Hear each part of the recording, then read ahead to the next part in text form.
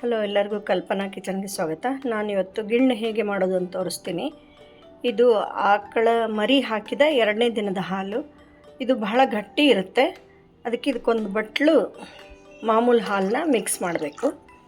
ಆಮೇಲೆ ಇದಕ್ಕೆ ಸ್ವಲ್ಪ ಜಾಜಿಕಾಯಿ ಪೌಡರ್ ಹಾಕ್ತಾಯಿದ್ದೀನಿ. ಆಮೇಲೆ ಸ್ವಲ್ಪ ಕೇಸರ ಹಾಕ್ತಾಯಿದ್ದೀನಿ. ಆಮೇಲೆ ಬೆಲ್ಲ ಅರ್ಧ ಕಪ್, ಜಾಸ್ತಿ ಹಾಕಬಾರ್ದು. ಕೇಸರ ಜಾಜಿಕಾಯಿ ಮಿಕ್ಸ್ ಆಗಿದೆ. ಈಗ ಇದನ್ನು ಚೆನ್ನಾಗಿ ಕಲಿಸ್ಬಿಟ್ಟು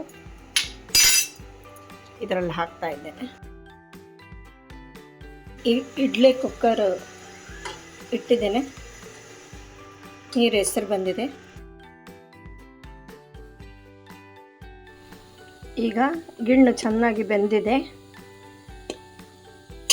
ರುಚಿಯಾದ ಟೇಸ್ಟಿಯಾದ ಗಿಣ್ಣಿನ ಬರ್ಫಿ ರೆಡಿಯಾಗಿದೆ.